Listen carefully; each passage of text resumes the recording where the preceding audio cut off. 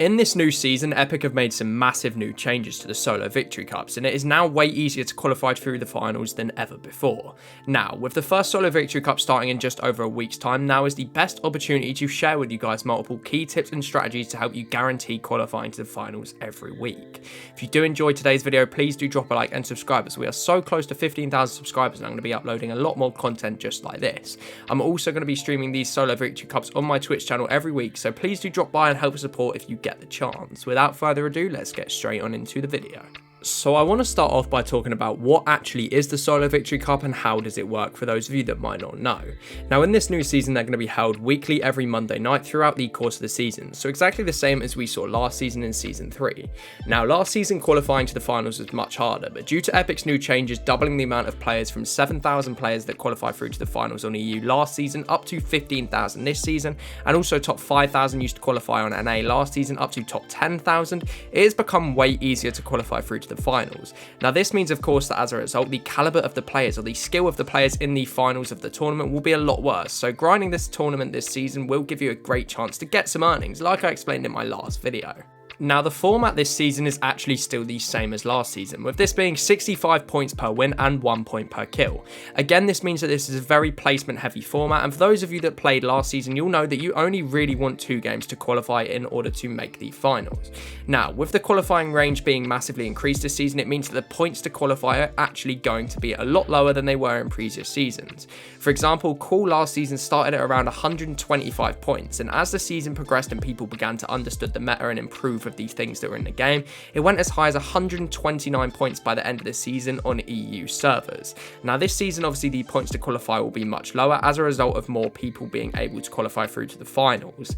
Fortnite tracker only tracks the top 10k players, and in the last few victory cups of this season that was around 120 points. So using this data we can see that Call this season may be as low as 115 or even possibly 110 points. Now I do expect Call to start off on the low end of this scale towards the start of the season, and then as the season begins to go on week, I expect these points to rise up. But again, if you look, we're a whole 10 or 15 points below what we was qualifying for last season, so it's so much easier for those of us that are always on the cusp.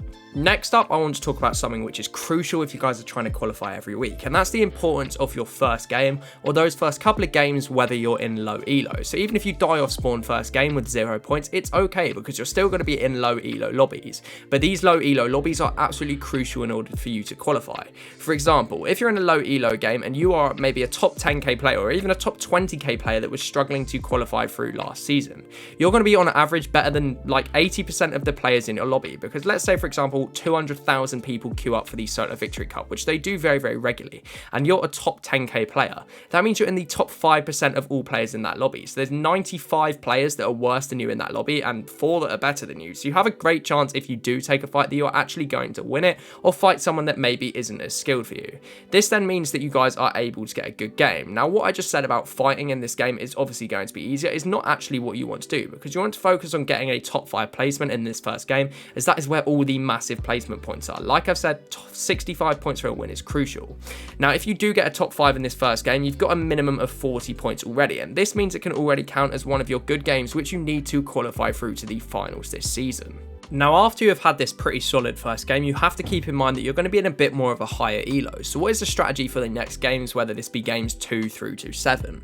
Well, it's going to be playing something which is dead side. Now I talk about this a lot in my videos, so if you're a regular viewer of the channel you understand this, or if you've been around Fortnite comp for a long time you'll understand what dead side means, but it's effectively just the side of the zone where the least players are on. If you want to learn more, go and watch my previous video after this one. But simply what you want to do is go dead side and play placement points the entire time, as it's much harder to get 65 kills than it is to get a single win. Yet 65 kills with 1 kill per 1 point means that that's only 65 points, and a win is 65 points as well, so it's the same points. You guys always want to go for that win. Now if you do stay in the game for a long time, and I'm talking your games 2 to 7, like say you're in a game for longer than 15 minutes, so you've made it off spawn and you're rotating in those mid games, it's crucial that in these situations you end up getting 1 or 2 of these games turning into a top 5 placement. Now the reason many people don't fail to qualify every week last season is because those games where they spend 15, maybe even 20 minutes in the game, but they die in that sort of range where you die maybe top 15 to top 30, where you've spent a long time in game, you might have made it to end game, but you didn't make it deep into the end game, is the reason why you don't qual. Like I've only said, you only need a couple good games in order to qualify this season. So if you get one top 5 in your first game, then you have pretty much 4 or 5 opportunities to get another top 5 points. Now that alone there is going to be 80 or 90 points, depending on how deep you get into the top 5, and with a few kills here and there and just a couple placement points from top 75 as such, boom, you've qualled. Now, another tip which I want to quickly share is about sticking to one drop spot. So the drop spot which you're playing this season, or which you know the best, even if things aren't going your way, you need to stick to that throughout the entire course of the tournament.